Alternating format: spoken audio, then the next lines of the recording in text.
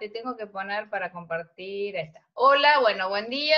Esta es la materia de óptica no lineal y hoy es la segunda clase de especialistas. Hoy tenemos...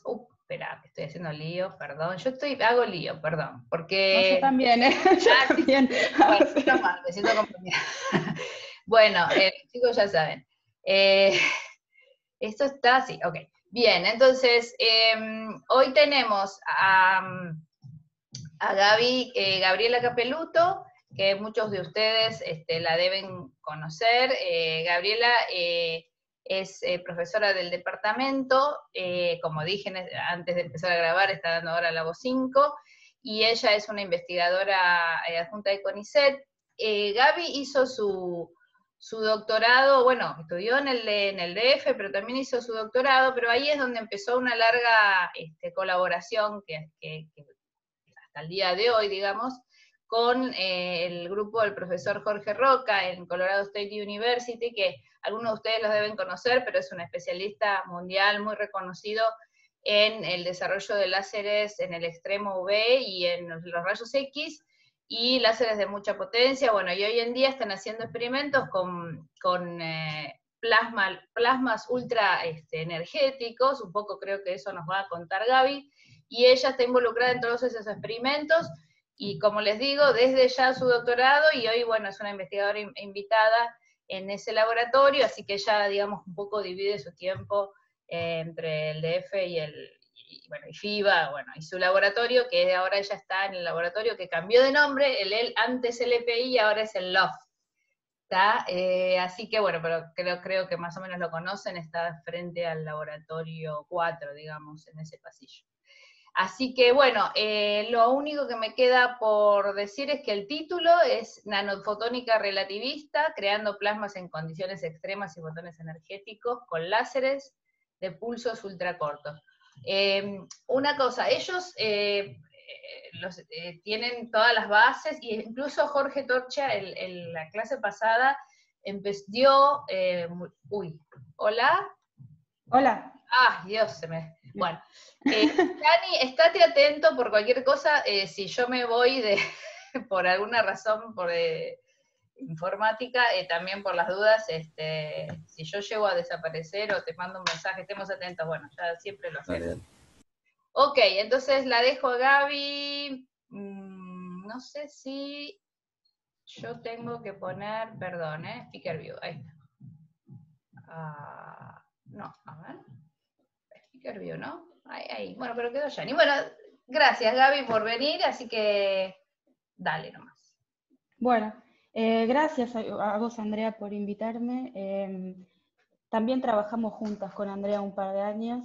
Me olvidé de decirlo, perdón. Lo cuento yo. Así que bueno, y yo les voy a contar este título, bueno, es enorme. Primero me gustaría empezar contándoles un poquitito, muy someramente, qué es lo que hago en general hoy en día en el departamento de física. Trabajo esencialmente en estos 4 temas. Les voy a hablar hoy de este, que es la colaboración con... No sé si ven mi mouse, ¿lo ven? ¿Sí? ¿Se ve, no? O pongo, a ver, le pongo el puntero. Ponele mejor el puntero, se ve mejor, sí. Ahí va. Trabajo hoy en día en esta colaboración con Colorado State University, y además hago experimentos en el laboratorio de óptica y fotónica. En una línea de investigación estudiamos materiales inteligentes, que son materiales que se pueden mover usando luz. Lo hacemos en colaboración con el Laboratorio de Polímeros y Materiales Compuestos. Con el labo de bajas temperaturas estudiamos la dinámica C de dominios magnéticos, que es la dinámica de formación de estos dominios y cómo se forma la magnetización. Y bueno, antes de la pandemia, y por supuesto todos los planes ahora cambiaron, había empezado recientemente a tratar de implementar esta línea que yo la llamo fotónica electrodepositada, que es hacer sensores y fuentes usando nanohilos electrodepositados, y estas mallas de óxido de zinc para sensores. También estas las hacemos también con el laboratorio de polímeros y materiales compuestos. Pero bueno, ahora todo eso está, como se imaginan, parado, así que vamos a empezar con el tema de esta charla. Nanofotónica relativista creando plasmas en condiciones extremas y fotones energéticos. ¿Qué significa todo eso? Ahora voy a tratar de sacar la barrita del Zoom que es muy molesta. Ahí está. Nanofotónica relativista es interacción de láseres con intensidades relativistas y materiales con tamaños nanométricos. Intensidad relativista significa que son láseres que son capaces de extraer electrones y acelerarlos a la velocidad de la luz. Y estos láseres son capaces de generar plasmas que están en condiciones extremas. Y por condiciones extremas vamos a entender condiciones extremas de presión y temperatura. El área de investigación se llama Ultra High Energy Density Matter, o sea, materia con densidad de energía ultra grande. Y sobre todo esto vamos a ir tocando varios puntos durante la charla, y les voy a explicar mejor qué significa cada cosa, ¿no? El lago donde voy está en Colorado State University. Esta es una foto desde la ciudad, que es una ciudad chiquita, pero está en la base de las Rocky Mountains. Acá hay una represa. Acá arriba hay un lago muy lindo cuando uno va en verano, que no es lo que me pasa a mí normalmente. Y el lago está acá en la base de la montaña. El láser, el laboratorio forma parte de un consorcio de láseres que agrupa los láseres más potentes que están en Estados Unidos. No son muchos, como verán, para el tamaño del país. Y uno que está en Canadá, que por eso acá en el loguito de LaserNet US tiene una hojita en lugar de una estrella, que es este INRS. Bueno, y nosotros estamos, bueno, nosotros no, el laboratorio está acá, en Colorado State University.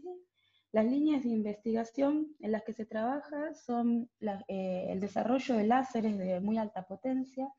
Principalmente son los dos que muestran la foto de arriba. Un joule de 1 kHz, por ejemplo, es un láser bombeado por diodos. Del que le voy a hablar hoy es este que está del otro lado, que es el de petawatt. Además, desarrollan láseres de rayos X, que son muy importantes para litografía, por ejemplo. Y en la línea está de investigación de Ultra High Energy Density Matter, que, como les dije recién, es materia que está en condiciones de presión y densidad de energía ultra grande. Entonces, les muestro este gráfico para definir un poco de qué estamos hablando. Acá les muestro temperatura en escala logarítmica en Kelvin y en electronvolts. Y en el eje horizontal es densidad, gramos por centímetro cúbico. Cuando uno habla de densidad de energía grande, lo que dice es que la densidad de energía es mayor que 10 a la 5 joules por centímetro cúbico, que son presiones mayores que 1 megabar. Y cuando uno habla de densidad de energía ultra grande, es densidad de energía 10 a la 8 joules por centímetro cúbico y presiones mayor que 1 gigabar. Entonces, estas líneas azules que están acá son las que delimitan esos rangos. Para mayor, o sea, toda esta zona es lo que se definiría entonces como densidad ultra grande de energía. Ultra caliente es temperaturas mayores que 10 a la 4 kiloelectronvolt o 10 a la 8 Kelvin, ¿está bien? Que son por acá arriba. Y las líneas estas muestran algunos fenómenos de la naturaleza que agrupan las condiciones de densidad y temperatura que se muestran sobre la línea, ¿no? Entonces, por ejemplo, el Sol, desde la corona hasta el núcleo, tiene estos parámetros. Una estrella de 60 masas solares, una estrella marrón, etc. Después los colores significan qué experimentos existen hoy en día que pueden acceder a esas densidades de energía y temperatura. Por ejemplo, tenemos el National Ignition Facility, que ahora les voy a contar un poquitito, Omega, Z-Pinch. Después tenemos los láseres de petawatt, que es lo que les voy a hablar más hoy, que están por acá arriba. Pulsos cortos de petawatt y la NIF Compression. Entonces, estos experimentos, ¿qué son estos experimentos? Son experimentos que son enormes, con una inversión multimillonaria, que ocupan más o menos tamaños de estadios de fútbol, para que se den una idea, son edificios. Y, por ejemplo, les muestro dos de de estos. Uno es la National Ignition Facility y otra es la Z Pulse Power Facility, conocida como Z Machine. Y en estos experimentos lo que se busca es generar fusión para obtener energía. Y acá, por ejemplo, se ve todos los pasillos donde circulan los láseres que se van amplificando. Tiene 2 megajoules en 192 láseres de 350 nanómetros, que en total da una potencia de 500 terawatts en la muestra. Y en la cámara esta que está acá arriba, ven acá hay personas, que se ven dos personas para que tengan idea de la perspectiva del tamaño de esto. Y por cada uno de estos agujeros entra un láser que va a parar a lo que se llama hole round, que es una cavidad muy chiquita de oro. La bolita esta tendrá milímetros. Es una cavidad muy chiquita de oro en donde se enfocan todos esos 192 láseres. Así que imagínense la complejidad de este experimento, ¿no? Y después, bueno, ¿para qué se hace eso? Para generar rayos X en la cavidad, y los rayos X van a generar la compresión esférica en esta bolita, que primero es la ablación, y una vez que se ablaciona, en respuesta hay una onda de choque que compacta el material nuclear, y después lo que uno espera es que el material nuclear venza la barrera de Coulomb y se produzcan reacciones de fusión, con la idea de obtener la ignición, o sea, la obtención de energía de manera sostenida. Y bueno, acá es otra forma, ¿no?, de hacerlo, se hace circular corriente por estos cablecitos. Cuando uno genera corrientes muy grandes hay campos magnéticos que comprimen y eso ayuda a crear los rayos X. Bueno, y después el proceso sigue similar. Más o menos 40 metros tiene este diámetro de la Z Pulse Power Machine, ¿no? Ahora, como les dije, el objetivo de estos experimentos es generar confinamiento inercial, o sea, fusión por confinamiento inercial, y el programa que se llama Stockpile Stewardship, que es probar armamento nuclear sin necesidad de hacer las explosiones. Y esto está financiado principalmente por el Departamento de Energía y Seguridad, bueno, en el caso de Estados Unidos, la Administración de Seguridad Nuclear. Entonces, acceder a estos experimentos para acceder a estas facilities, ¿no?, para hacer experimentos de ultra alta densidad de energía es muy difícil porque tienen como un objetivo muy puntual, que es este, que les contaba recién, y aparte que funcionan a muy pocos disparos por día, porque entre disparos, o sea, entre realizaciones experimentales, hay que esperar, por ejemplo, que todo el equipamiento se enfríe. ¿Está bien? Entonces, para generar estas condiciones de energía, que son las condiciones que se encuentran en el interior del Sol, o en la National Ignition Facility, que es el experimento que les conté recién, hay que buscar otras formas de hacerlo, si uno lo quiere hacer en un laboratorio universitario, ¿no? Y nosotros lo hacemos iluminando matrices de nanohilos que están verticalmente alineados, con láseres de energía relativista. Y las predicciones dicen que para un láser de esta potencia, de esta intensidad, 10 a la 22 watts por centímetros cuadrados, uno podría obtener 300 gigabar, que estaría muy superior a lo que sucede en la National Ignition Facility, por ejemplo. Entonces, ¿por qué uno querría hacer esto en un laboratorio universitario, ¿no? Bueno, si uno tiene materia con estas características, o sea, plasmas con densidad de energía ultra grande, podría acceder a las condiciones de la materia en el centro de las estrellas, y eso me permitiría, por ejemplo, estudiar física atómica en condiciones extremas, o sea, el transporte de la radiación, la opacidad. La opacidad es la luz que se genera y vuelve a ser absorbida por el mismo plasma antes de salir. Las ecuaciones de estado, podría estudiar, tener no sé, un conjunto colectivo de átomos y moléculas que se mueven a velocidades relativistas y ver cómo es el comportamiento en esa situación. Y además, estos plasmas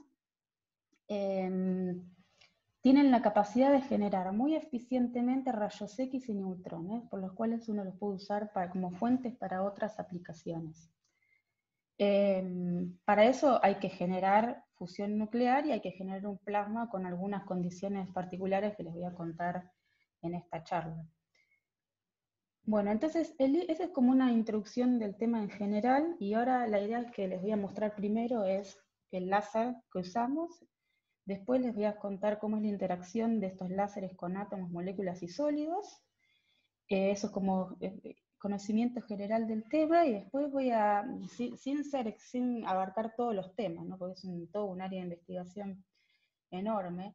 Y después voy a mostrarles experimentos con intensidades relativísticamente bajas, y lo pongo entre comillas porque igual son intensidades ultra grandes, y relativísticamente altas. Entonces me gustaría, si es posible, no sé si va a ser posible, llegar hasta acá en la primera parte y después del recreo, pero me pueden cortar cuando quieran igual.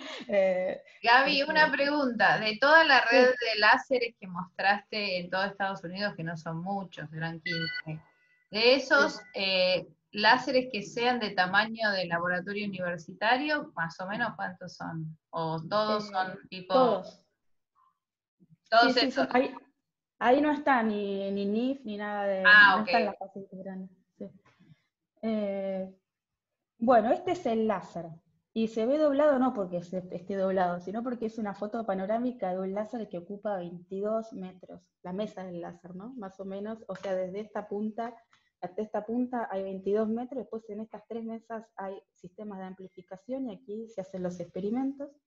Todo el detalle lo pueden encontrar en este Optic Letter, pero les voy a contar así en general cómo es que funciona este láser. Bueno, el nombre del láser es Advanced Laser for Extreme Photonics, en honor al cuento Aleph de Jorge Luis Borges, que habla de una pequeña esfera tornasolada de un fulgor intolerable. Y Jorge Roca, no Jorge Borges, es fanático de Jorge Roca es fanático de Jorge Borges, y por eso le puso este nombre. Y esto ya lo habrán visto mil veces, pero es importante para el funcionamiento de estos láseres. Es la técnica por la cual Gerard Moreau y Donna Strickland ganaron el Nobel en el 2018, y consiste esencialmente en estirar el pulso para poder bajar la potencia, para que la potencia por unidad de área sea chiquita, entonces uno lo pueda amplificar y luego volver a comprimir. Entonces, ¿cómo funciona esto? Tengo un pulso corto, de relativamente baja potencia, y viene a lo que se llama el pulse stretcher, que creo que ustedes lo vieron, o el compresor o el stretcher lo vieron con prismas, ¿no? Y sí, hasta Sí, después vimos, el de Martínez. sí, ¿Cómo? sí, el stretcher lo vimos muy por arriba, también lo mencionó Torcha, y después vimos compresor de prisma solamente. Bárbaro. Bueno, el stretcher son dos redes, en este caso son dos redes, que se busca generar dispersión positiva. O sea, la red difracta los haces, entonces tengo las frecuencias separadas, y la segunda la pongo de tal forma que hago que el azul recorra más camino que el rojo. Y si el azul corre más camino que el rojo, significa que el rojo, cuando salga de todo este sistema, va a estar más adelantado que el azul. Y lo que logro de esa manera es tener un pulso en donde las frecuencias están ordenadas de esta manera temporalmente, ¿no? Entonces, adelantan los rojos, atrasan los azules, entonces tiene un chirp básicamente, que ahora la potencia es baja, entonces lo puedo hacer pasar por amplificadores sin hacer estragos en la óptica, sin quemarla ni nada, y una vez que lo amplifico lo puedo volver a juntar. Entonces ahora viene por acá y tengo un compresor. Y en el compresor lo que hago es al revés, hago que el rojo viaje más camino que el azul, y por lo tanto ahora el azul va a salir adelantado respecto del rojo. Entonces, si acomodo todo adecuadamente, lo que voy a hacer es que todas las frecuencias vuelvan a estar en fase y tener un pulso ultra corto y de ultra alta densidad de energía, y con ultra alta intensidad. Por supuesto, esto ya también lo habrán visto, que es gracias a esta técnica se obtuvo una escalada en la intensidad de, de los láseres, y que permitió estudiar física que antes no era posible estudiar, por ejemplo, lo que yo les voy a contar hoy, que es la óptica relativista. Entonces, este es el láser, se lo voy a ir mostrando de a poquito, que funciona exactamente con esa técnica, ¿no? Tengo un láser de titanio zafiro, el láser de titanio zafiro está bombeado por un neodimio jack que está acá está el stretcher, después del stretcher pasa por un montón de sistemas de amplificación, 1, 2, 3, 4. Cada sistema de amplificación tiene varios pasajes. El medio activo es titanio zafiro y está bombeado por un neodimio YAG, y son amplificadores paramétricos, ¿no? Que ustedes estudiaron, amplificación paramétrica. Entre los sistemas de amplificación hay estos tubitos amarillos, son filtros espaciales de luz. O sea, es un telescopio, esencialmente, que el telescopio puede, si quieren después les muestro bien, ¿no? Pero el telescopio esencialmente puede magnificar o no. Ven que cuando están las líneas del mismo grosor es que no magnifica, y acá sí magnifica. Y lo que uno obtiene en el foco de la primer lente es la transformada de Fourier de Lasse.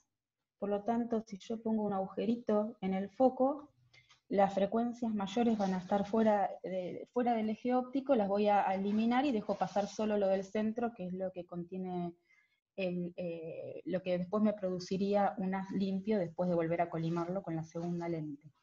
Ahora, ¿por qué están dentro de tubitos amarillos? Estos tubitos amarillos son en realidad tubos de vacío, y si uno no hace eso, cuando tiene mucha potencia enfocada, lo que pasa es que es esto, básicamente. Acá estábamos con mi amigo Ian, que es el experto de láseres de CSU. No estoy mandando el ruido. ¿Cómo hago para compartir el sonido? Es que eso no sé, Al momento de compartir la pantalla te da la opción de decir compartir sonido. Hay una casillita que hay que verificar, o sea, tenés que dejar de compartir y volver a compartir. Ok, a ver, lo hago. Y share. Ahí va.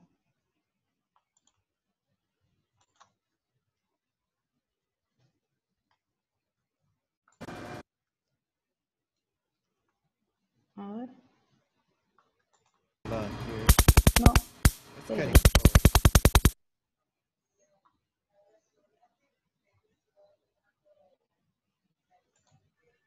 Ahí te estaba escuchando. ¿Está escuchando? Yo no estaba escuchando. Sí. Bueno. Es esto, ¿no? Entonces, ahí va de vuelta.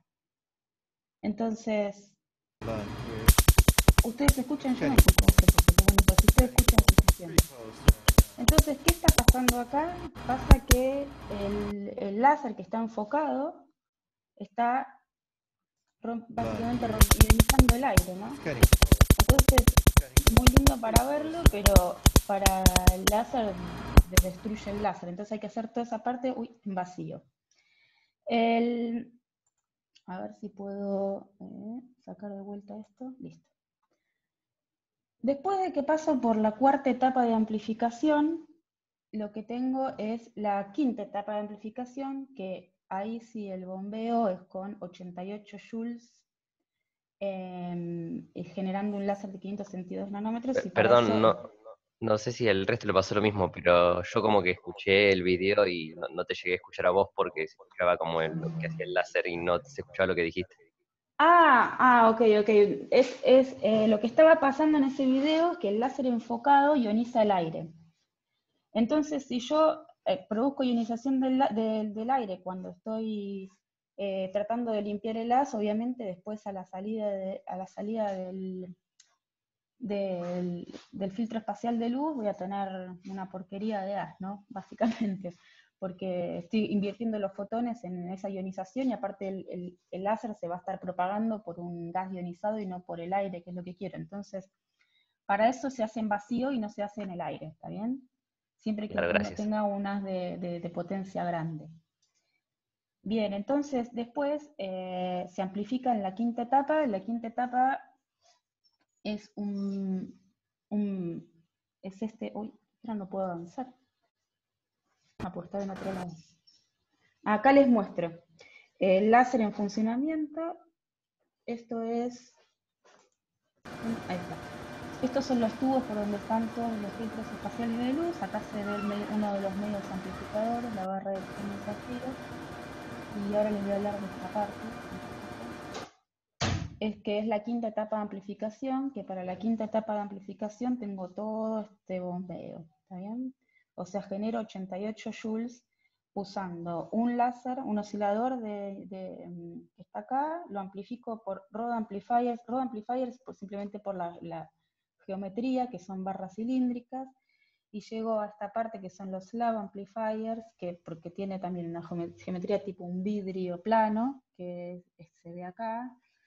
Y después lo doblo en frecuencia con un cristal de LVO, y eso me genera los láseres de bombeo de la quinta etapa. Les voy a mostrar el Slab Amplifier. Básicamente es un vidrio dopado, que tiene 40 centímetros de largo. ¿Y por qué se hace de esta manera? Se hace recorrer el gas varias veces por el amplificador, y se hace de esta manera porque el LAS a esta altura tiene tanta potencia que el estrés y el autoenfoque y todos esos fenómenos me molestaría mucho, se termina quebrando el amplificador. Entonces, lo que se hace es, se hace recorrer a LAS muchas veces por distintas zonas del amplificador. En lugar de hacer algo multipasaje, se enfría con agua y se usa como bombeo unas lámparas flash. Y eso produce un haz con buena calidad. Acá ven el uso de funcionamiento. Ven, acá está una pregunta Gaby, cuando vos pones el video, hay tanto el ruido de este laboratorio que sigue por ahí que termina. Es tremendo. ¿Ese ruido está todo el tiempo en el laboratorio? ¿Ustedes están todo el día. ¿Ustedes están con algún protector auditivo, algo? Porque No. la verdad es que es tremendo. Bueno. Lo que pasa es que el laboratorio es muy grande, o sea, no sé si está en la foto, pero es enorme. Entonces por ahí esos ruidos más cuando estás muy cerca de todo. Claro, por ahí se intensifica en el video y bueno, pero es tremendo. Bueno, entonces salimos de ahí, que ahí se veía ¿qué se veía ahí? Los amplificadores, ahí no está reproduciendo, no.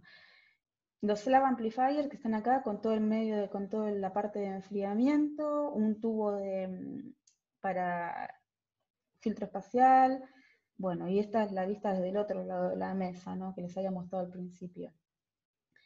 Bueno, después seguimos por acá, salimos de la quinta stage y vamos a un espejo deformable para corregir el frente de ondas, y entramos en el compresor, que está en una enorme caja de vacío también, porque la potencia acá son 36 joules, los pulsos son bastante largos, 500 picosegundos, les muestro acá la estabilidad y la potencia. Estos son distintos pulsos y el frente de ondas. Es un flat top, no es un pulso gaussiano. Y acá les muestro el espectro en las distintas etapas. Como ven, no cambia el espectro por más que lo fui distribuyendo diferente dentro del pulso, y algunas mediciones del ancho del pulso con correlaciones no lineales, ¿no? Que también creo que vieron, ¿no? Ustedes. Vimos solamente el autocorrelador, no llegamos a ver Frog, pero más o menos Pero más o menos es lo mismo. Sí. mismo. Bien, 30 femtosegundos tenemos ahí. Bueno, finalmente llegamos a esta parte que se dobla en frecuencia. ¿Por qué se dobla en frecuencia con un cristal KDP? Porque lo que necesitamos son pulsos que tengan mucho contraste. Entonces, como es un fenómeno, como saben, no lineal de segundo orden, lo que logramos es achatar todo lo que venga de ruido y intensificar todo lo que esté en el pico.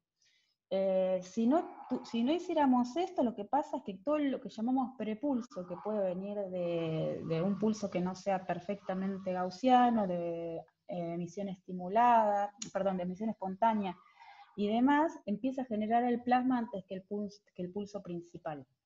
Entonces por eso también eso se genera la segunda armónica. Acá hay filtros para ir limpiándolas, para sacar los 800 nanómetros, y acá está la camarita finalmente del experimento, que es el láser enfocado con un espejo parabólico, y acá les muestro. Ahí está Reed Hollinger, un amigo que trabaja conmigo, que ahora es postdoc en el labo, y las redes, estas son las redes del compresor, 45 centímetros por 21, son dos de ellas, un compresor de 4 redes. Acá tenemos el cristal doblador que se puede poner y sacar, y los espejos dicroicos. Ah, no agarré de vuelta el laser pointer, ahí está. Nada, imagínense el tamaño de estas cosas, porque el haz a veces también es como, el haz se expande por la misma razón, ¿no? Para no tener mucha densidad de potencia concentrada. Entonces, más o menos el haz tiene 185 milímetros al entrar en la cavidad del experimento, que también se hace en vacío. Y acá se ve, no sé si llegan a ver que hay como unos panqueques ahí, que son los pulsos del láser. En la foto, ¿se ve? ¿Qué cosa? Se ven como unos panqueques, después lo muestro en otra foto, que son los pulsos que se ven propagándose. Porque ¿Se ve algo azul? después Sí. Sí. en azul, Sí. sí. Bueno, se enfoca con el espejo parabólico, acá se monta la muestra y después hay un montón de óptica de diagnóstica que se las voy a ir contando. El láser enfocado con un espejo de apertura f/2 tiene una intensidad de 6.5 por 10 a la 21 watts por centímetros cuadrados, que es mucho más grande que la intensidad que uno considera intensidad relativista, que después les voy a contar de dónde se obtiene este número, que es 10 a la 9 watts por centímetros cuadrados. Ancho de pulsos 45 femtosegundos, bueno, 10 joules en 400 nanómetros. Y ahora vamos a ver qué pasa cuando uno ilumina un material con estos láseres. Ustedes vieron que la polarización de los materiales se puede expandir en el campo eléctrico, y la respuesta del material lineal son oscilaciones en la dirección del campo eléctrico de los electrones en la nube electrónica. Cuando aumenta la potencia, la nube se deforma, entonces empieza a generar armónicos, y eso hace aparecer todos esos efectos tan interesantes que estudiaron, como generación de segunda armónica, de tercera armónica, automodulación de fase. Cuando tengo láseres muy potentes, lo que sucede es que esos láseres son capaces de ionizar a los materiales y acelerar, en este caso de los que usamos nosotros, electrones a velocidades cercanas a la de la luz. Entonces uno se pregunta, si la energía de los fotones que tengo es menor que la energía de ionización, ¿cuáles son los mecanismos de ionización que hacen que se generen esos plasmas, ¿no?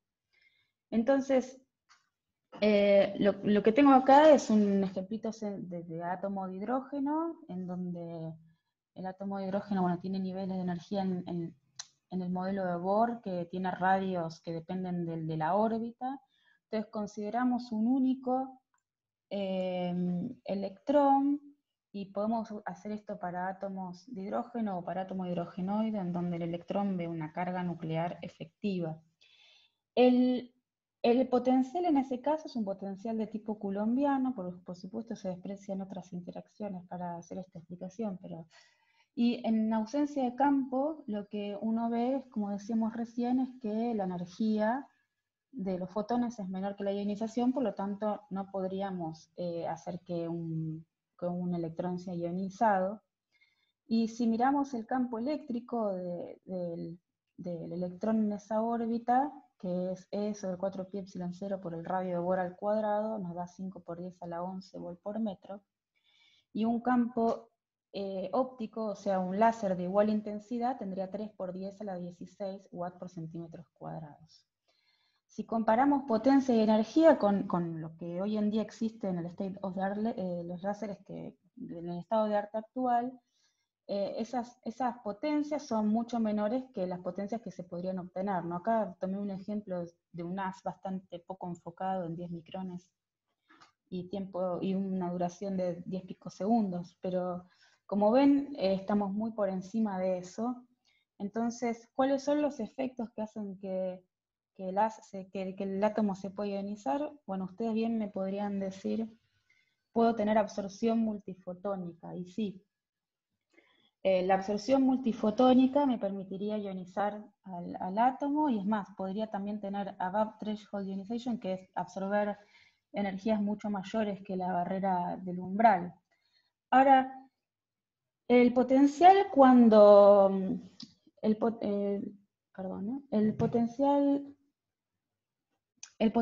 del electrón en el átomo, cuando está en presencia de un campo externo, se deforma, porque básicamente ahora tengo que superponer el potencial del electrón en el átomo con el potencial del campo eléctrico externo. Y se deforma de esta manera, o sea, le estoy sumando un potencial que es lineal, entonces baja esta barrera, este lado de la barrera y sube un poco esto. Entonces, acá les muestro aumentando el campo. Esto es para un campo de intensidad 10 a la 12. Acá me da un campo un poquito mayor y permito la threshold ionization. Ahora, si aumento más todavía la intensidad, lo que tengo es que puedo lograr bajar esta parte de la barrera tanto que solamente me quede una barrera de potencial y no una barrera infinita. Y entonces permito que el electrón tunelee a través de esta barrera, y acá no hay absorción de fotones, ¿no? El electrón tunelea y se va del átomo. Y si aumento más todavía, entonces tengo la supresión de la barrera de potencial. O sea, ahora es una ionización directa, el electrón se va directamente y no tiene ningún esfuerzo que hacer para irse. Entonces uno podría calcular cuál es el radio en que se ioniza y a partir del valor del máximo, cuál es la intensidad que necesitaría para ionizarlo. Una vez que el electrón se va del átomo con estos campos tan grandes, lo que pasa es que se empieza a acelerar en el campo. Entonces, les voy a mostrar una serie de resultados sin hacer las cuentas, esencialmente, porque nada, no voy a dar una clase de relatividad, pero la ecuación de movimiento del electrón va a ser el campo electromagnético, la fuerza electromagnética de Lorentz y el momento que está modificado por el factor relativista y de Lorentz, ¿no? Y el factor relativista se puede escribir de estas dos formas, como 1 menos la velocidad del electrón sobre c cuadrado, o 1 más el momento sobre m0 c cuadrado. Y clásicamente la velocidad del electrón es mucho menor que la velocidad de la luz, y podemos despreciar el término magnético, y por lo tanto es lo que ustedes habrán visto muchas veces, que suponen que el electrón se mueve en la dirección del campo eléctrico.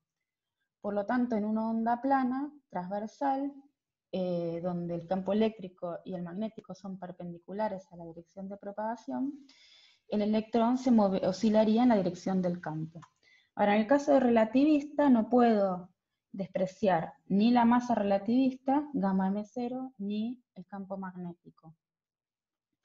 Y en el caso relativista, y esto lo voy a hacer porque necesito definir un parámetro para mostrarles, uno resuelve la ecuación del electrón proponiendo un vector potencial, que acá está normalizado, y el campo eléctrico y el magnético se pueden escribir de esta forma a partir del vector potencial.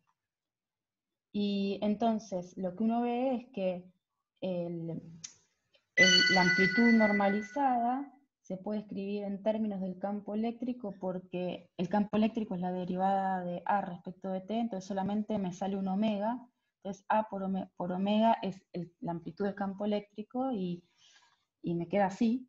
Y por lo tanto, si calculo la intensidad de ese campo y uso la relación de dispersión, me queda un parámetro A0 cuadrado dependiente de I0 y de lambda cuadrado. Y este es un número que va a ser importante para nosotros, porque es el que nos va a determinar cuándo un haz es relativista y cuándo no. Y entonces, cuando uno resuelve el movimiento del electrón, lo que ve es que el factor relativista se puede escribir como de esta forma, en función del momento quiver, que se llama, que es la oscilación del electrón en la dirección del campo eléctrico, o como 1 más el potencial al cuadrado sobre 2, y entonces la energía cinética, que es relativista, que es m0 c cuadrado gamma menos 1, se puede escribir en función del a cuadrado. Y acá lo que le pido entonces es que si la energía cinética es la energía cinética máxima, que es m0 c cuadrado, entonces A0 tiene que ser aproximadamente 1. Entonces estoy tomando el valor máximo de A, ¿no? que es A0. Entonces A0 más o menos 1 me da el límite relativista, que es que el electrón se puede nada, que lo que me dice todo esto es que la velocidad gamma y A crecen con la intensidad, ¿está bien? O sea, mayor intensidad va a hacer que el electrón se mueva más rápido, y el límite relativista es este, ¿no? 1.37 por 10 a la 18 en las unidades que escribí acá, watts centímetro cuadrado y lambda en micrones. Para 400 nanómetros, esa intensidad es 10 a la 19 watts por centímetros cuadrados.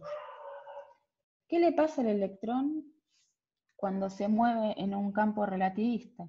Bueno, acá tengo el dibujito del clásico y acá tengo el dibujito del relativista. La posición en X es en la dirección del campo eléctrico y la posición Z es en la dirección de K. Y la magnitud de ellos son A0 y A0 cuadrado. Entonces, clásicamente, A0 es muy chiquito, por lo tanto, A0 cuadrado se puede despreciar, ¿no? Porque si A0 es mucho menor que 1, A0 cuadrado es mucho menor que A. Y obtengo lo que ya saben, ¿no? Que el electrón se mueve en la dirección de E.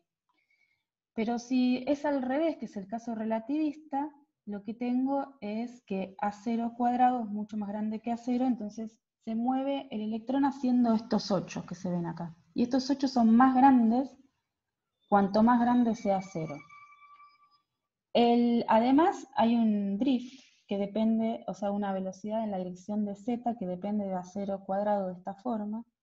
Y lo que me dice esto es que si apago el campo, el electrón se deja de mover. O sea que no hay una transferencia de energía neta al electrón. Esto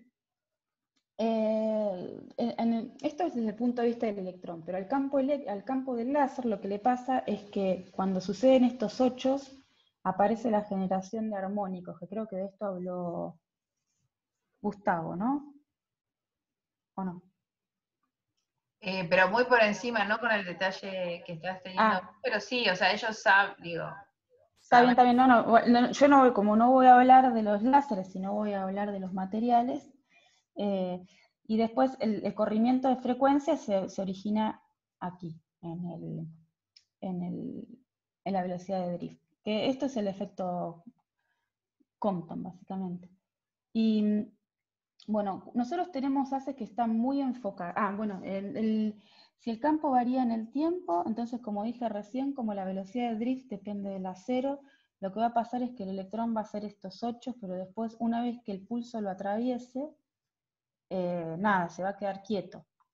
Ahora, nosotros tenemos campos que son muy enfocados, y por lo tanto no se puede considerar una onda plana.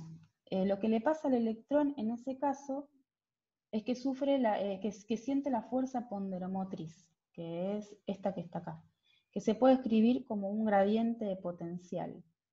Y como el potencial depende de la intensidad, entonces lo que me dice esta fuerza es que el electrón se va a ir del pulso, o sea que se va a mover en la dirección que disminuye la intensidad. Y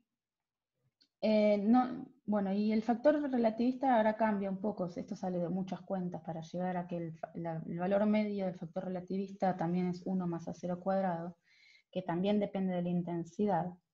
Y lo que me dice, bueno, y yo podría calcular cuál es la energía con la que el electrón sale, o sea, lo que va a pasar es que va a oscilar un par de veces hasta que es eyectado del campo, y se puede calcular esa velocidad a partir de la energía cinética relativista y el potencial máximo ponderomotriz.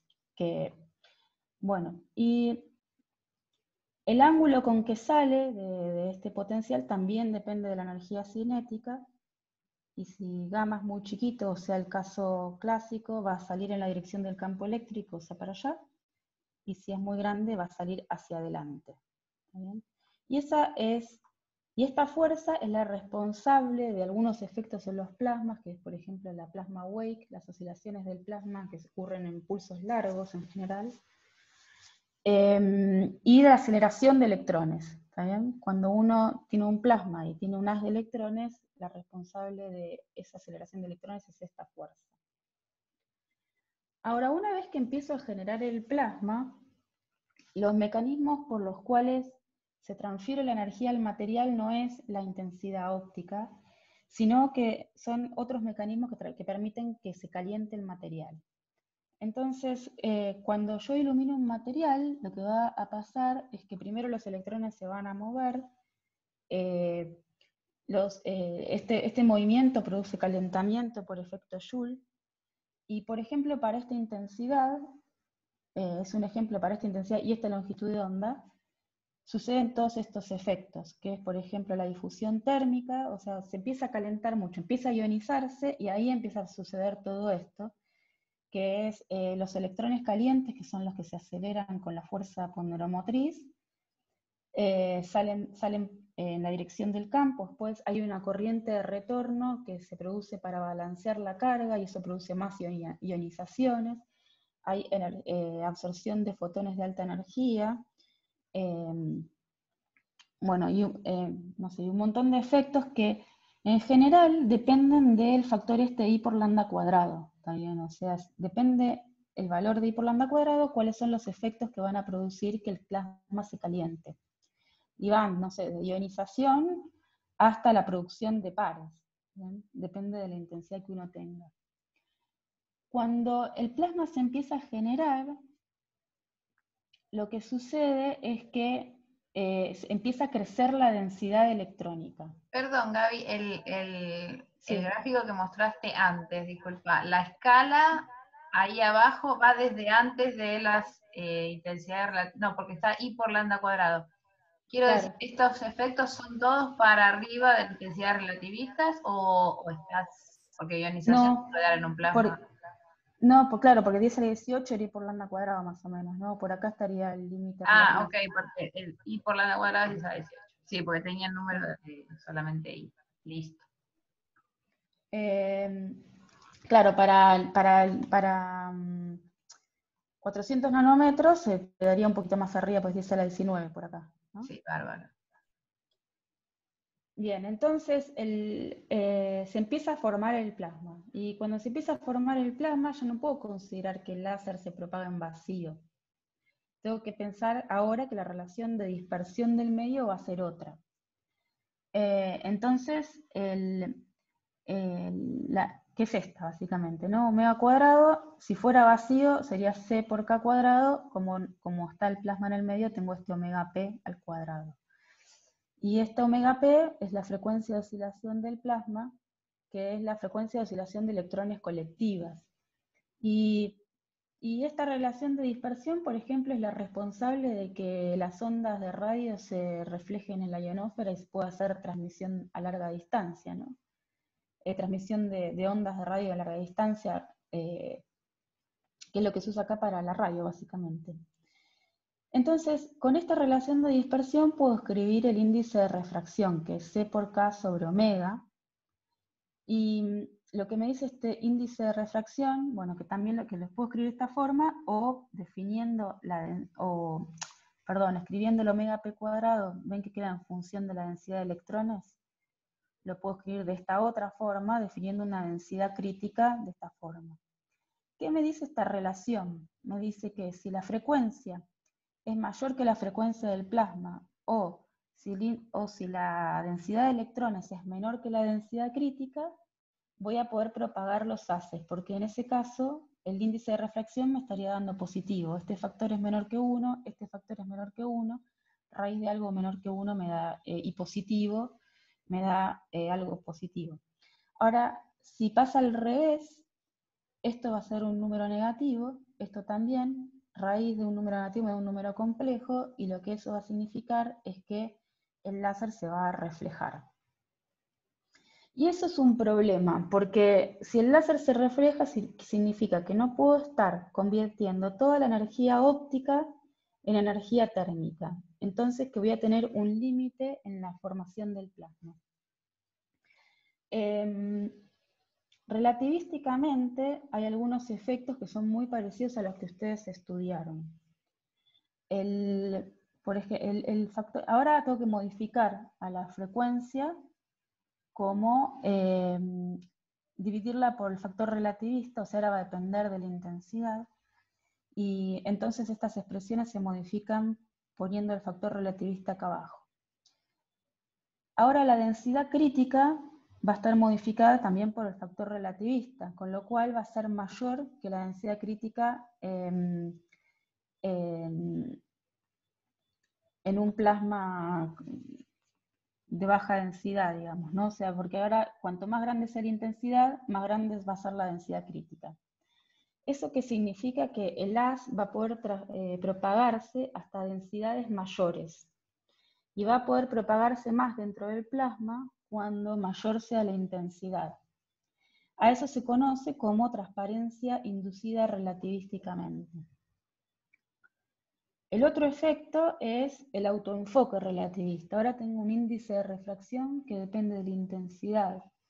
Y si la intensidad es muy grande, este número se va a hacer cada vez más chico y por lo tanto el índice de refracción cada vez más grande. O sea que el índice de refracción se comporta como la intensidad. Entonces, si acá tengo un pulso gaussiano, el índice de refracción va a ser aproximadamente como el pulso, la forma del pulso gaussiano, pero la velocidad de fase va como la inversa del índice de refracción. Entonces, cuando haya menor intensidad, que es por acá, el haz va a adelantar respecto de donde hay mayor intensidad. Y por lo tanto se va a enfocar. Y eso se llama autoenfoque relativista. Bueno, entonces todos estos efectos que limitan en la propagación en blancos sólidos pueden ser esquivados, digamos, de alguna manera, si uno usa un blanco que está formado por nanohilos que están verticalmente alineados. Entonces dijimos que si tengo un pulso que incide sobre un blanco sólido y se empieza a formar el plasma, el láser se va a empezar a reflejar cuando alcance la densidad crítica. Ahora, si tengo nanohilos que están verticalmente alineados, el plasma se va a formar en las puntas de los nanohilos, y mientras que el gap entre los nanohilos no se llene de plasma, el haz va a poder seguir propagándose dentro de la matriz de los nanohilos, ¿verdad? Entonces, si logro que todo el láser se meta dentro de los nanohilos antes que se cierren los gaps, lo atrapo y por lo tanto puedo generar un plasma de mayor volumen que en el caso de un blanco sólido. Estas son muestras que fabricamos para hacer estos experimentos. Son nanohilos, bueno, acá no tengo ni la escala. Bueno, creo que estos eran bastante grandes y ahora les voy a mostrar más igual. Se ven así, a simple vista son muy oscuros, lo que significa que absorbe toda la luz visible. Esta es una simulación Particle in Cell que hace la gente de Alemania, Alex Pukov, y consideran en esta simulación efectos de todo tipo, relativista, transporte, cuánticos, etc. ¿Qué es lo que me muestra esta simulación? Me muestra pulsos que están incidiendo sobre los nanohilos, y este es el campo eléctrico, y estos tiempos son tiempos desde que el pulso incide sobre la punta de los nanohilos, y lo que se muestra acá es que, bueno, a menos 45 femtosegundos, acuérdense que los pulsos eran de 30 o 45 femtosegundos, cuando ya ingresó a los 20 femtosegundos, a los 55, todo el láser ingresó en la matriz de nanohilos, y acá se encuentra la intensidad incidente y la intensidad reflejada, mostrando que para estas características, o sea, una densidad de 12% del sólido, o sea, esta es la densidad, la cantidad de material en relación a la cantidad de lo que sería un blanco sólido, para energías de 10 a la 8 watts por centímetros cuadrados, o sea, acá estamos por debajo de la intensidad relativista, el haz se refleja completamente casi. Se absorbe completamente y se refleja casi nada. Entonces, en la parte de abajo lo que les muestro es la densidad electrónica. ¿Qué pasa con la evolución de la densidad electrónica después de que ingresó el haz? Bueno, lo que se ve es un plasma, son los puntitos azules que se van acelerando hacia, bueno, y los nanohilos se ven en rojo porque acá está graficado en función de la densidad crítica. O sea, el color es densidad en unidades de densidad crítica. Entonces el plasma se va acelerando hacia la base del nanohilo. Y lo que pasa acá es que por ionización óptica, o sea, por este efecto que les contaba yo de supresión de barrera de potencial, los electrones se empiezan a desprender de los nanohilos y se empiezan a acelerar en los gaps por la presencia del campo eléctrico. Cuando se aceleran en los gaps por la presencia del campo eléctrico, se aceleran mucho porque el campo eléctrico es muy grande y chocan contra los nanohilos que están en los costados. Y eso produce mayor ionización. Y además se empiezan a calentar simultáneamente. Y cuando se empiezan a calentar, la temperatura empieza a aumentar, aumenta las ionizaciones hasta que llega un momento que hay una explosión. Y después de la explosión lo que pasa es que átomos, iones, electrones se aceleran a través de los nanohilos produciendo más colisiones. Y cuando pasa todo esto tengo un plasma de aproximadamente 420 veces la densidad crítica con temperaturas de 4 kV. ¿Está bien? O sea, los mecanismos principales para estos casos son la ionización óptica, que es la que da inicio a la formación del plasma, y las colisiones. Y las colisiones más importantes son las de los electrones calientes, que son estos que son acelerados por el campo eléctrico, por la fuerza ponderomotriz. Bueno, estos son los nanohilos que usamos en los experimentos. Principalmente estoy yo a cargo de la fabricación. Se fabrican por electrodeposición en membranas de alúmina o policarbonato, unas membranas que tienen agujeritos muy chiquitos, de diámetros que van entre 50 y 1000 nanómetros, o sea, hay un micrón, 50 nanómetros y un micrón. Materiales se pueden hacer metales, casi todos, y además, si uno quisiera, podría fabricar otras cosas. Semiconductores, por ejemplo. Las longitudes son hasta 20 micrones, eso es lo máximo que logramos, pero los templates tienen de espesor unos 25 o 50. Y la densidad, medida en densidad en porcentaje del sólido, 7, 15, 30. Y se pueden además fabricar de materiales segmentados, por ejemplo acá tengo cobalto y níquel. Es una técnica muy versátil, realmente, que permite fabricar materiales. Entonces, bueno, llegamos a la... Sí. ¿No es muy dependiente de la densidad que tenés, o sea, la distancia entre los nanohilos? ¿O ese parámetro no es muy crítico? O sea, la distancia que tenés entre un nanohilo y otro, digamos. Sí. ¿Es dependiente de eso, el plasma que generás, o no? Claro, sí, porque ahora vamos a ver experimentos que miden, que hacen medición para justamente ver cuál es la distancia que necesito para que el haz penetre completamente. Y también depende de la cantidad que tenga de material para saber cuántos electrones voy a tener, ¿no? Porque suponiendo que todo el material se convierte en plasma, si yo sé cuál es el grado de ionización del plasma, sé cuántos electrones aporté al plasma de alguna manera, ¿no? Y hay experimentos, les voy a mostrar experimentos sobre todo esto. Bueno, entonces ahora voy a mostrar experimentos con intensidades más o menos de 5 por 10 a la 8, 5 por 10 a la 9, watt por centímetros cuadrados, que son por debajo del límite relativista. ¿Cómo vamos? No sé si quieren hacer recreo o quieren que siga. Como vos quieras, o sea, vos tenías pensado dar esta parte hasta el recreo, después del recreo, ¿no? Sí, okay. Pero como quieran. Como quieran. Bueno, yo puedo seguir hablando sin problema. Así. Sí, o sea, me parece que sí, así llegás hasta el lugar donde vos querías y después hacemos un mini break. Dale. Bueno, esto es un espectro típico que se obtiene en estos experimentos. Y para obtener este espectro se usa un espectrómetro cuya red es un cristal de mica. Porque fíjense, las longitudes de onda son muy cortas, entonces para dispersarlas necesito tamaños interatómicos, básicamente.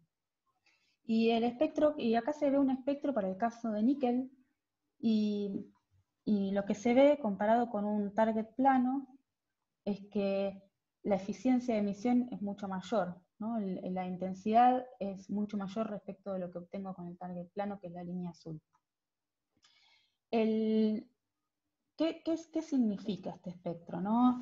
El fondo del espectro es radiación continua que se origina en el efecto de en el fenómeno de Bremsstrahlung y recombinación de electrones libres. Bremsstrahlung es la radiación que emite un electrón por cambiar su trayectoria al pasar cerca de un ion. Y la recombinación es que si el electrón encuentra un átomo que le falta un electrón, se recombina y también emite en continuo.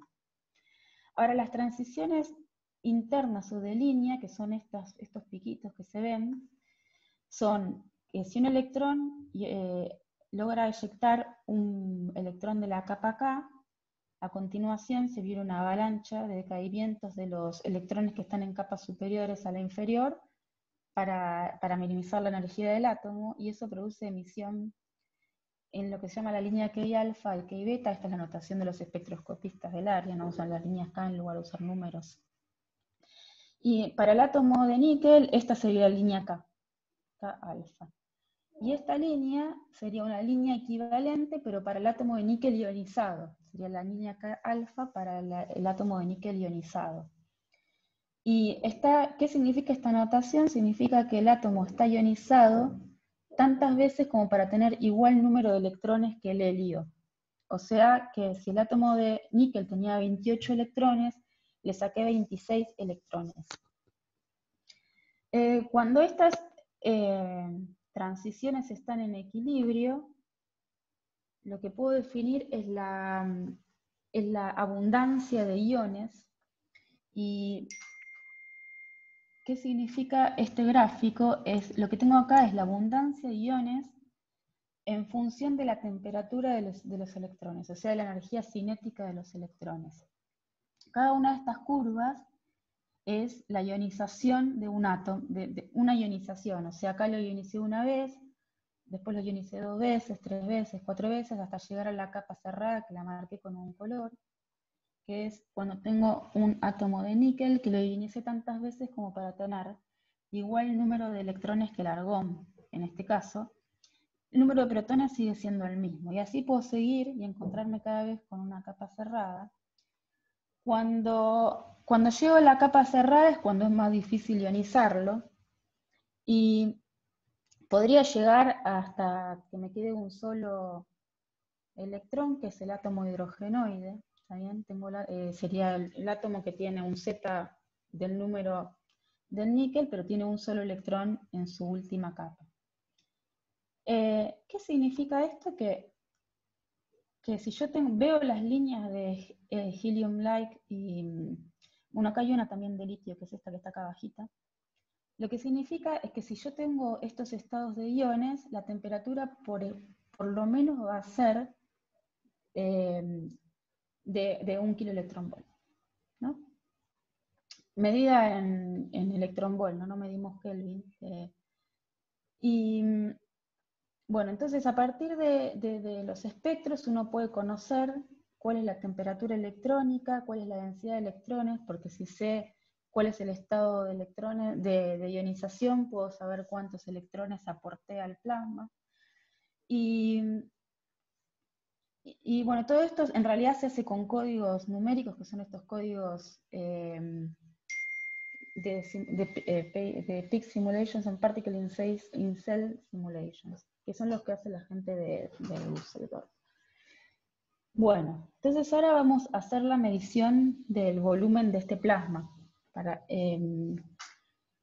O sea, decíamos que si logramos hacer penetrar todo el láser en el plasma, toda la energía del láser se convierte en energía térmica y vamos a hacer la medición de este volumen. Y para eso usamos los nanohilos que son segmentados.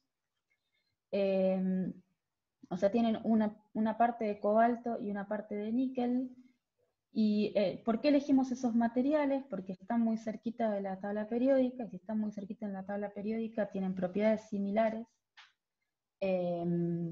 mecánicas, por ejemplo, y además las líneas espectrales van a estar también cerca, dentro del mismo rango espectral. Y acá se ve, por ejemplo, que tenemos las líneas del níquel ionizado y las líneas del cobalto ionizado. Entonces lo que hacemos ahora es cambiar la longitud del segmento del níquel, y lo que vamos a ver es cuál es la longitud del segmento del níquel que hace que deje de ver el cobalto, básicamente. Entonces miramos los espectros y tenemos esta es la línea del níquel ionizado, esta es la línea del cobalto, y acá vamos viendo que para níquel 1 micrón, 1.75, 2 micrones, 3 micrones va aumentando, y llega un momento que dejo de ver el cobalto. Y acá grafico los máximos de intensidad de cada uno de las líneas espectrales, y lo que veo es que dejo de ver al cobalto más o menos a los 4 micrones. Y eso estaría definiendo el volumen del plasma. Bien, esta me la voy a saltear porque son más simulaciones, y estas son simulaciones de la densidad de energía. O sea, lo que tengo acá es la densidad de energía de los electrones para distintos tiempos de llegada del pulso. 4 femtosegundos, 44, 124, 304. Y lo que veo es que la densidad de energía, 22 joules por centímetros cuadrados a los 4 femtosegundos, y cuando el plasma está termalizado, tengo más o menos un gigajoule por centímetro cúbico, y la presión a los 4 femtosegundos es mayor que 100 gigabar, y cuando el plasma está termalizado tenemos más o menos 7 gigabar. O sea que para esta intensidad, que es 4 por 10 a la 19, la presión me dice que estamos en el régimen de Ultra High Energy Density, o sea, es mayor que 1 gigabar, pero por supuesto todavía no estamos ni cerca de lo que hace, por ejemplo, NIF, ¿no? Que está en 150 gigabar. Una pregunta, Gaby, porque no sé si lo dijiste o yo no. La repetición del láser, ¿cómo es? Porque vos tenés que esperar para el próximo disparo que todo, no se vuelva a termalizar. ¿Cómo es? O sea, ¿cuánto es la repetición del láser? No, el láser es de 3 Hz, creo que tiene, pero igualmente esto se hace en disparo único. Ah, ok. O sea, haces un disparo, medís, después moves la muestra, disparas, medís, disparas, pero se puede hacer no, entonces después te pregunto cómo te queda la muestra. No, la muestra no queda. No hay más muestra. Ok. Claro, es disparo único y vas corriéndote. Bien. El siguiente experimento que les voy a mostrar es un poco lo que preguntaba Andrea sobre la densidad que necesito de nanohilos, y esto está relacionado con el tiempo en que se cierran los gaps con el plasma, ¿no? Si yo tengo un láser que incide sobre los nanohilos, mientras que no se forme la densidad crítica, van a poder ingresar a la matriz. Cuando se forma la densidad crítica, se reflejan. Ahora, acá me queda un poco chico el dibujito, pero lo que veo acá es lo siguiente, digo, el plasma va a estar, la velocidad de expansión del plasma va a estar caracterizado por una velocidad acústica. Y lo que en principio uno podría pedirle es que la distancia sobre 2 entre los nanohilos sea mayor que la velocidad acústica por el tiempo de duración del pulso. Eso sería un poco con los dedos, pensar qué es lo que necesito, pero vamos a hacer la medición con una técnica del tipo PAM-PAM-PRO. O sea, lo que hago es iluminar con 2 pulsos seguidos a la matriz de nanohilos, y lo que digo es que si este tiempo es muy cortito, es como iluminar con un único pulso, entonces uno espera que los 2 pulsos ingresen en el material. Pero si el tiempo este es muy largo, el primer pulso va a generar el plasma y el segundo pulso va a reflejarse. Y eso es lo que se ve en este resultado. En este resultado tengo la intensidad de la línea helium alfa, y lo que veo es que el láser puede ingresar en la matriz, básicamente, o sea, el acoplamiento de energía es óptimo hasta 150 femtosegundos. Estos pulsos serán de 55. Y después la intensidad empieza a decaer porque ahora únicamente está actuando el pulso primero. ¿Está bien? Y nada, seguimos con intensidad del orden de 10 a la 19. Lo siguiente que vamos a ver es para que el plasma, ¿qué condiciones necesito para que la emisión del plasma sea eficiente? O sea, para que la emisión de rayos X sea eficiente. Bueno, lo primero que necesito son colisiones de los electrones calientes. Y para favorecer las colisiones, lo que necesito es una densidad electrónica grande. Entonces, el tiempo radiativo es inverso con la densidad electrónica, por lo tanto, si la densidad electrónica es grande, el tiempo radiativo va a ser más chiquito. Ahora necesito que irradie antes que el plasma se expanda y se enfríe. Si el plasma se expande y se enfríe, dejo de tener, o sea, la densidad va a bajar y por lo tanto va a dejar de ser eficiente las colisiones también, ¿no? Para tener un plasma, un tiempo de hidrodinámico, o sea, un tiempo de expansión que sea grande, lo que necesito es que el plasma tenga un volumen grande. Y acá, por ejemplo, les muestro simulaciones para estos tiempos. La línea negra es la combinación de todos los tipos de emisión, o sea, tienen Bremsstrahlung, recombinación, fotorrecombinación o la emisión de línea. Y la línea roja es el tiempo hidrodinámico en función de la temperatura del plasma. Y para densidades del orden de 10 a la 22, con plasma de 0.2 micrones, tengo que el tiempo hidrodinámico es siempre menor que el radiativo, pero si aumento la densidad y aumento el volumen, puedo invertir esta relación. Y eso es lo que, bueno, medimos recién, ¿no? Medimos un plasma de 4 micrones y por eso estos plasmas se emiten eficientemente. Para medir la eficiencia, lo que hacemos es usar fotodiodos que están alrededor de la cámara, y estos fotodiodos tienen un filtro de berilio que permite medir energías mayores que 1 kiloelectronvolt. Además, acá hay imanes, y estos imanes están para deflectar a los electrones, y que no vayan a los fotodiodos. Entonces, con esos fotodiodos uno mide la intensidad, y para distintos nanohilos se ve que esta intensidad está muy por encima de la intensidad del target plano. ¿Y por qué baja la intensidad? Es por la opacidad, o sea, por fotones que se reabsorben en el plasma. Y después lo que hacemos es integrar estos datos para obtener la eficiencia de conversión. Y este fue un resultado que fue una eficiencia récord en el año 2017, del 24%, bueno, el mejor tiro fue 24%, pero si no acá tienen datos con dispersión y media, ¿no? Siempre muy por encima del target plano. Más o menos unas 100 veces mayor que los blancos sólidos, es la eficiencia que se puede obtener con los nanohilos. Un ejemplo de aplicación, esta es una radiografía que se hace de una rodilla de avispa. Allá hay mucha fauna y vegetación en Fort Collins. Y lo que se hace es, bueno, acá tienen el ejemplo con un blanco sólido y acá el ejemplo con los nanohilos, y se observa un montón de contraste. El contraste es mucho mayor en el caso de los nanohilos que en el caso del blanco sólido. Bueno, el último experimento de esta parte es un experimento de fusión.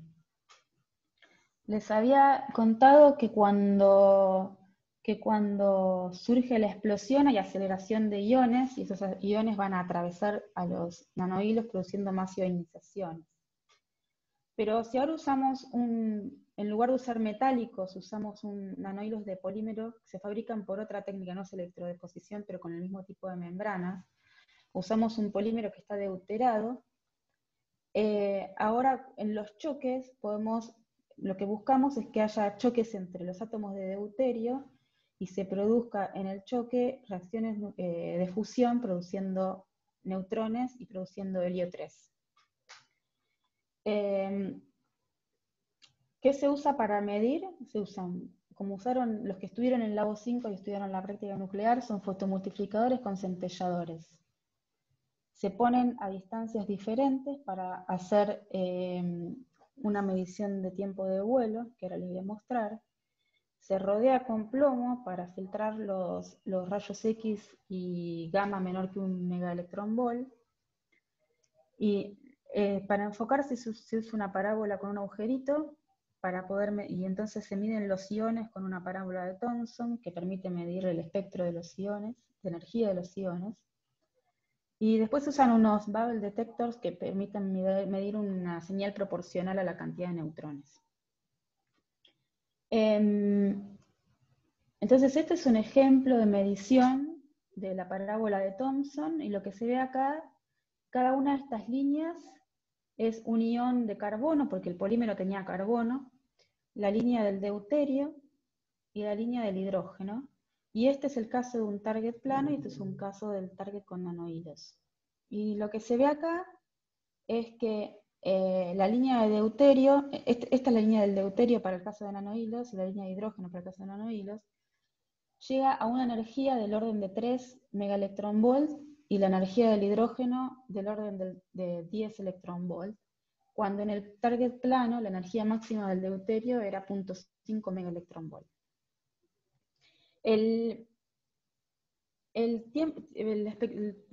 La medición de tiempo de vuelo, ¿qué hace? Lo que mide es la llegada de un pulso de rayos gamma y un pulso de neutrones en cada uno de estos detectores. Y el pulso de rayos gamma, como son fotones, viajan a la velocidad de la luz, pero el de neutrones viajan un poco más lento. Entonces, en cada detector voy a medir cada vez un delay mayor. Entonces, por ejemplo, en el 62 mido este delay temporal, en el 226, que es el último, están más separados. Entonces puedo usar el pulso de rayos gamma como trigger y medir la separación temporal entre los pulsos para graficar, por ejemplo, la posición del detector en función del tiempo de delay y obtener cuál es la velocidad o la energía de los neutrones.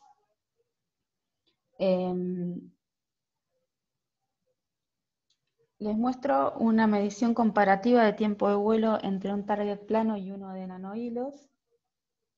La eficiencia en la emisión de neutrones en el caso de nanohilos es más o menos 500 veces la eficiencia de emisión de neutrones en el target plano.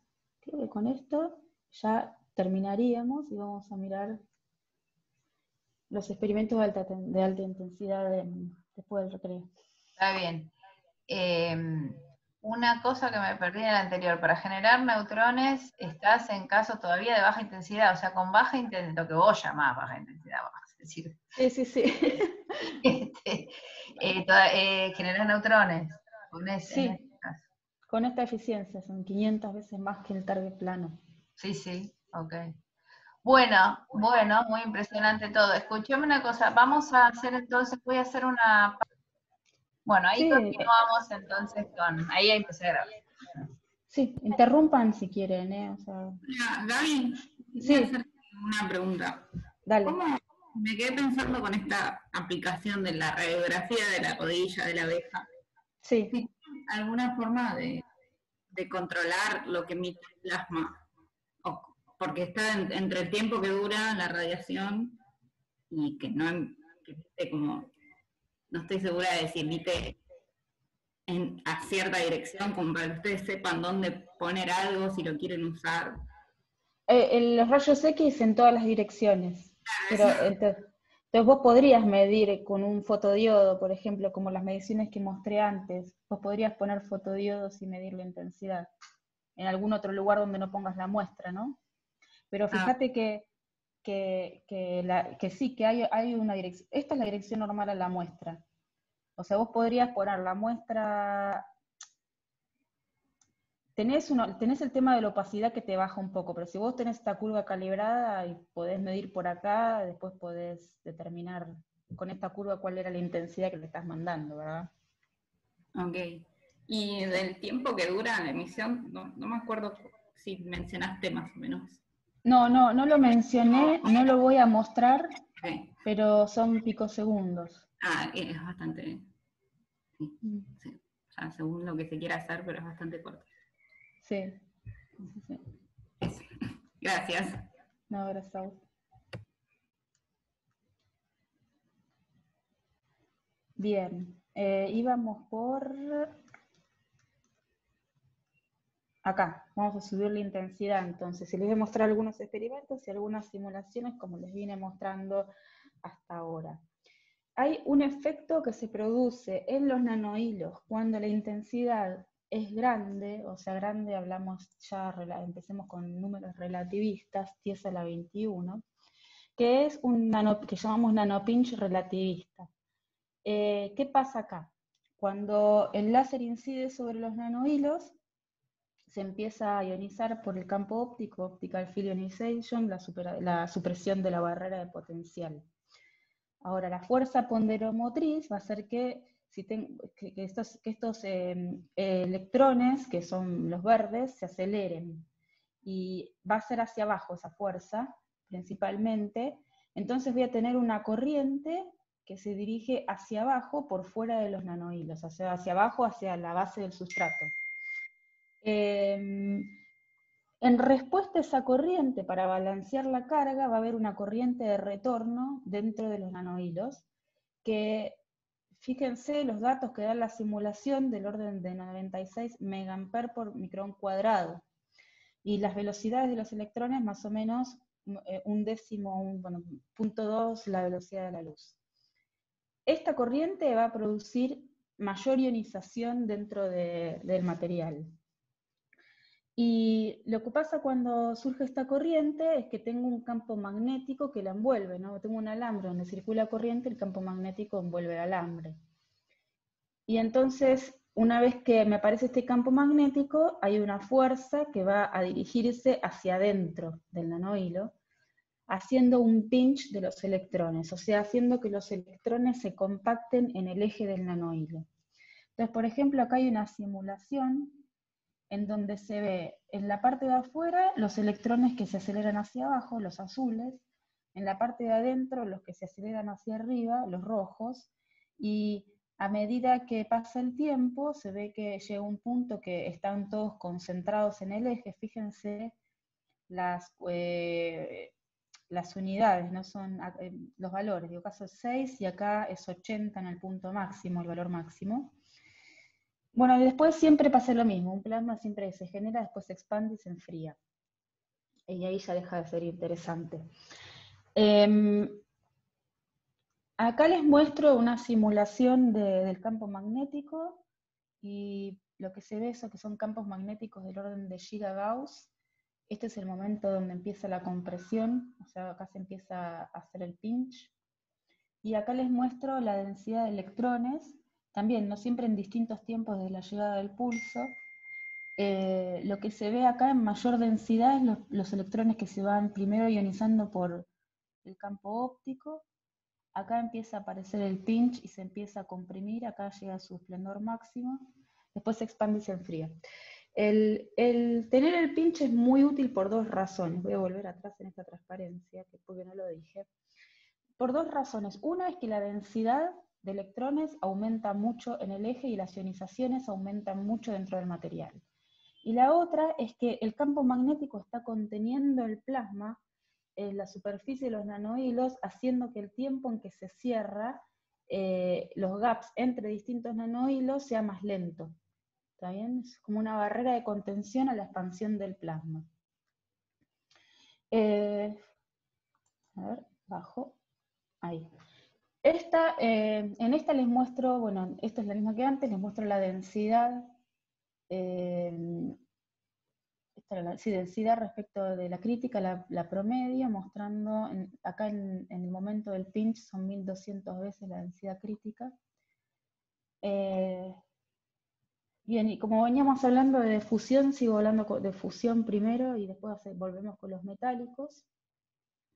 Este experimento es el experimento mismo de fusión, pero lo que vamos a medir ahora son los electrones, no los neutrones. Y tenemos entonces con 2.7 por 10, también medimos neutrones, pero la principal cuestión es los electrones.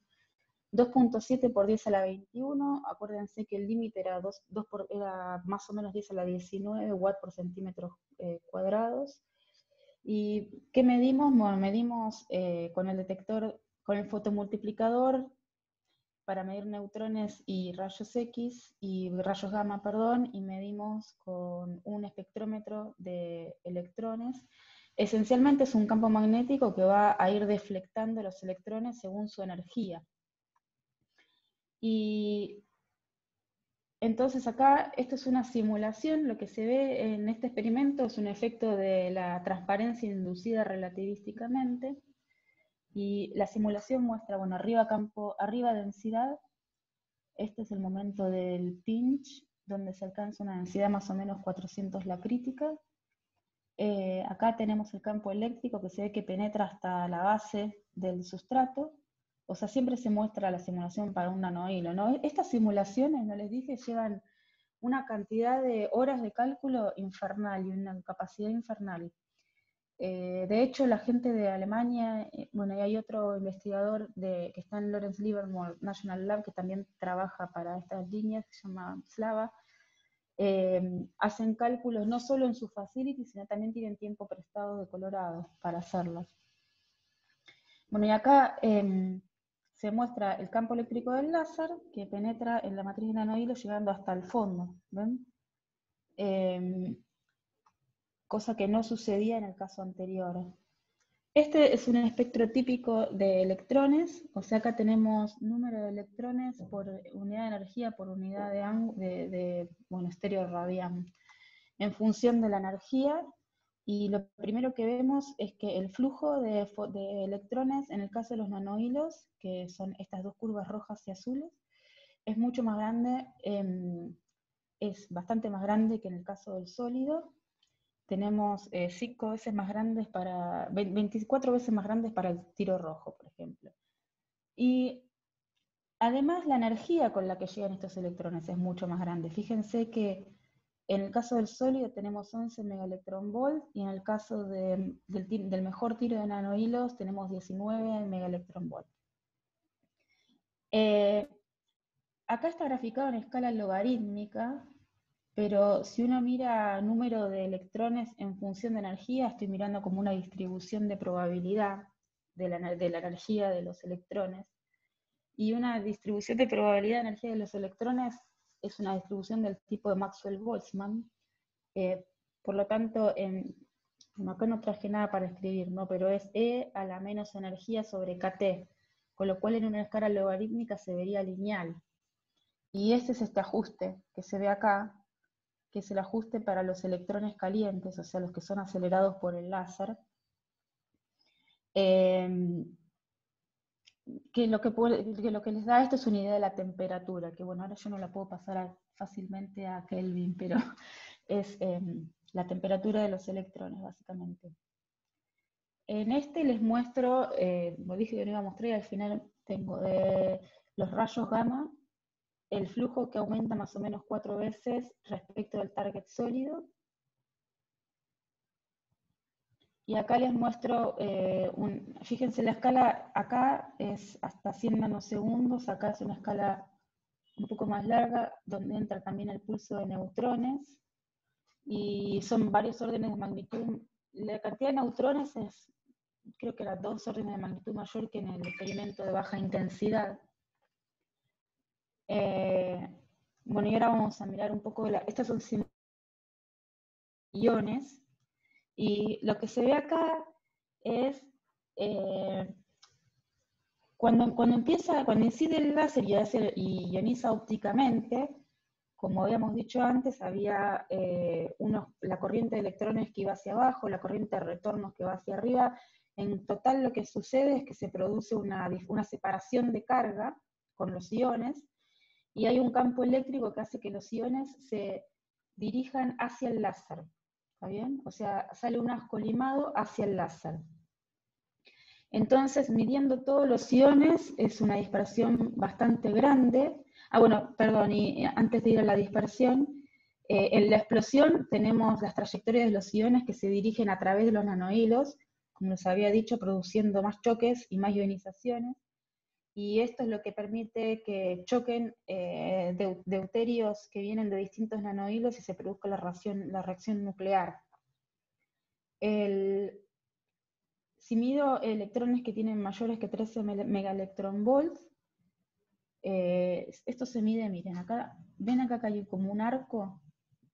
Este arco tiene pegados unos pedacitos de plástico, y en esos pedacitos de plástico los iones dejan trazas, que después se pueden mirar con el microscopio, y mirando las trazas para distintos ángulos, uno puede levantar esta curva, que para el caso de energías mayores que 13 megaelectronvolt,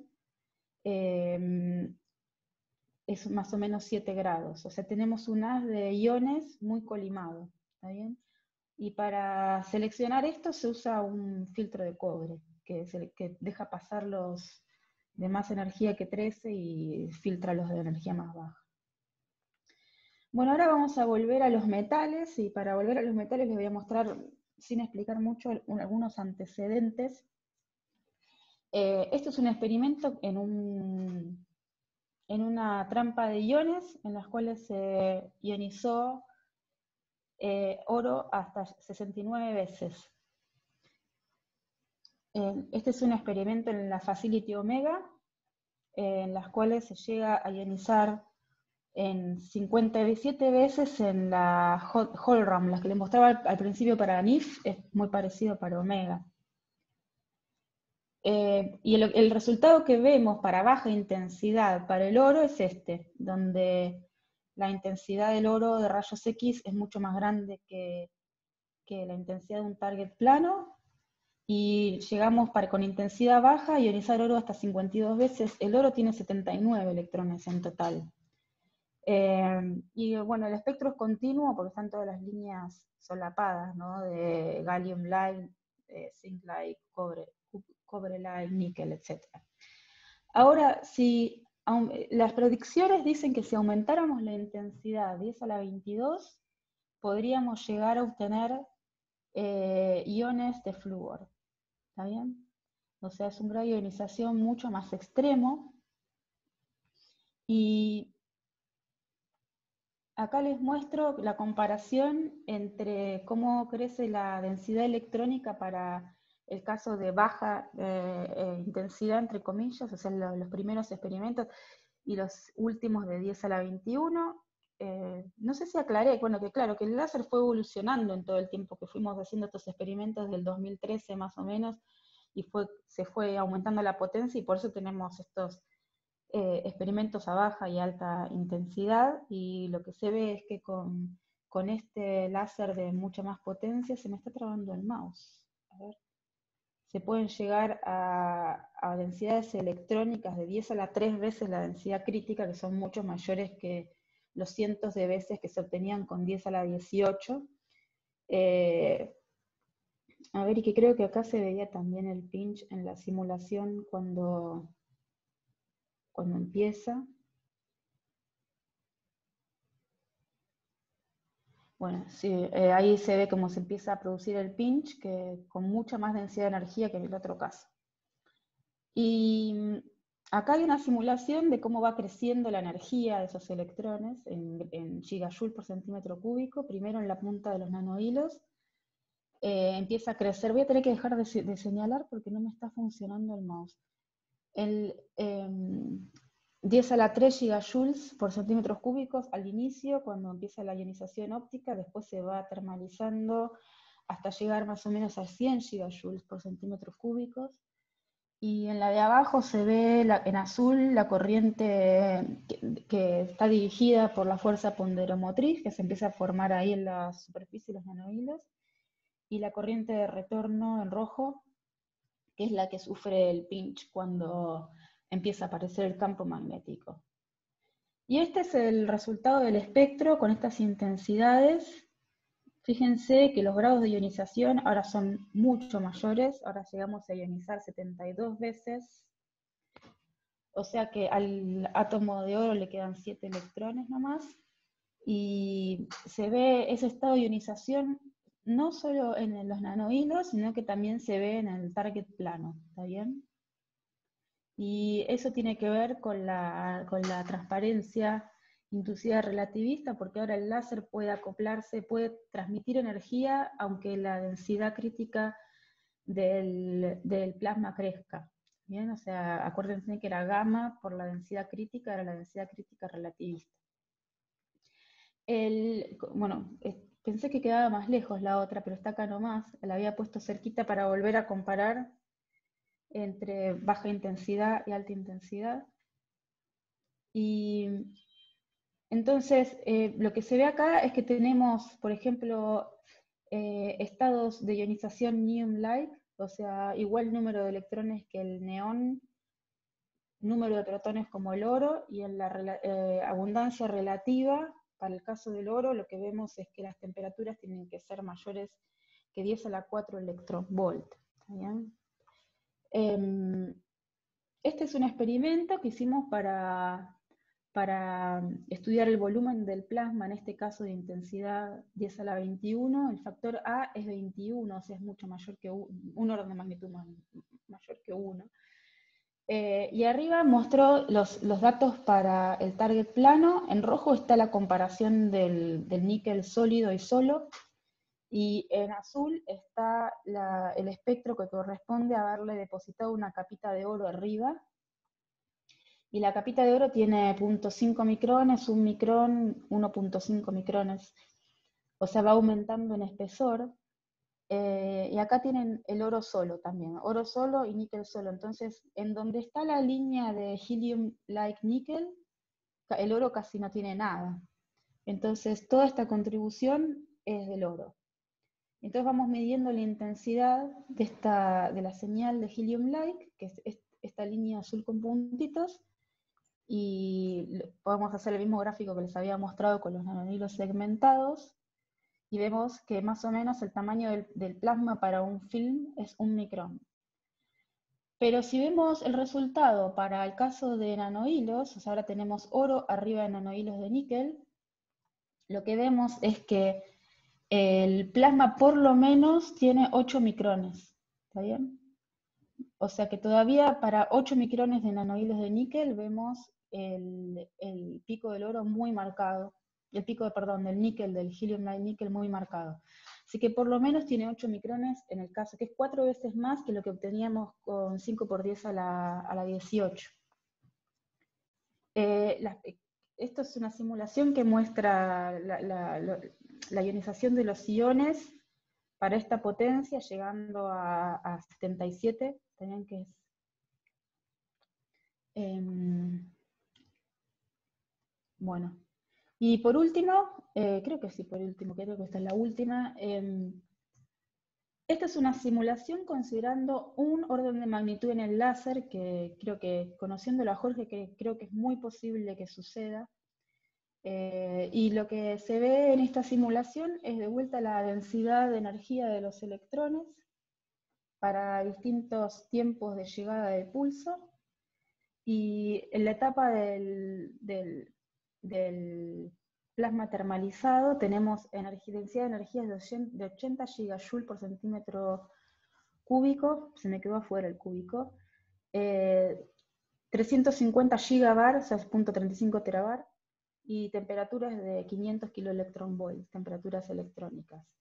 Y eso es ya superando a lo que se puede encontrar en la Facility NIF y en el interior del Sol, con densidades de energía, de electrones que en el pinch es 2 por 10 a la 25, en el momento que sucede el pinch, que es a los 40 femtosegundos en esta simulación, y en NIF, que es simplemente un orden de magnitud menos, nada más que en la implosión de NIF. Bueno, los experimentos que les mostré son los que hacemos con experimentos en Colorado, pero además como participamos enviando materiales a otros experimentos que también participan de LaserNet US, por ejemplo con los láseres Hércules, Orión, Júpiter, Félix, fíjense todos los nombres de estos láseres de gran potencia, y estos son los contributors de este trabajo. Hay más gente que fue pasando también por el laboratorio. Slava está en Livermore, pero trabaja para CSU. Alex de Düsseldorf. Jan es el capo de los láseres junto con Soyun. La verdad que son increíbles, son los que mantienen todo esto. Miren, acá atrás se ve la caja donde están el grating compressor. es enorme realmente todo.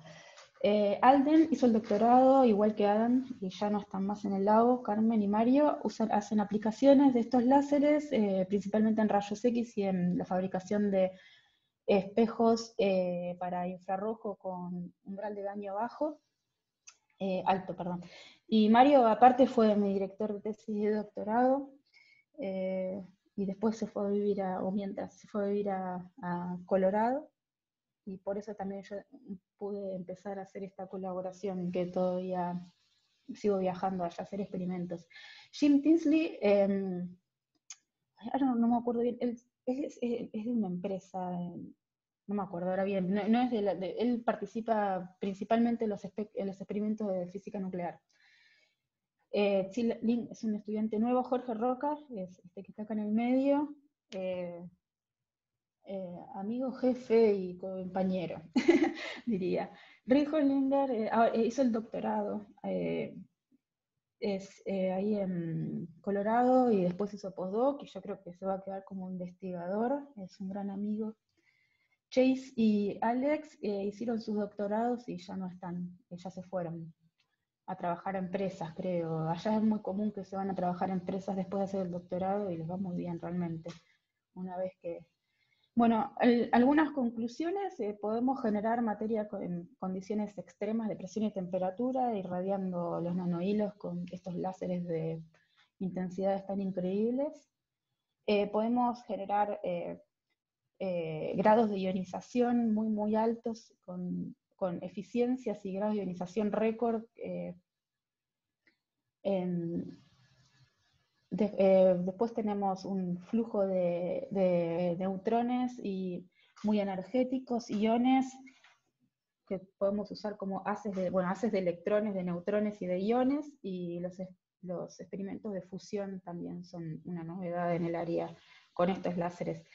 Y bueno, creo que Jorge quiere, si alguien quiere trabajar en estas líneas, se puede contactar con Jorge directamente. Y terminamos. Bueno, muy bien, la verdad que muy impresionante. A ver, el público quiere preguntar algo, preguntan lo que quieren, desde las cosas del contenido, o cosas más prácticas como cosas de los laboratorios, esto. A ver si hay algún... Ups, no, a ver. Bueno, muy buena charla, bueno, muy bien. Buenas. Yo primero que nada quería comentar que me parecieron muy buenos los experimentos, o sea, me parecieron experimentos bestiales. Yo por ahí vengo más de la química, entonces me dicen sacarle 30 electrones a un átomo y es algo que me sorprende bastante, porque en general los químicos trabajan con la capa de valencia nada más. Entonces, sacar esa cantidad de electrones es algo bestial. Pero no, lo que quería preguntar era, estos nanohilos que ustedes hacen, son como, o sea, esa es la geometría que lograron optimizar. ¿Se probaron otras geometrías posibles y dijeron los nanohilos son lo mejor que conseguimos?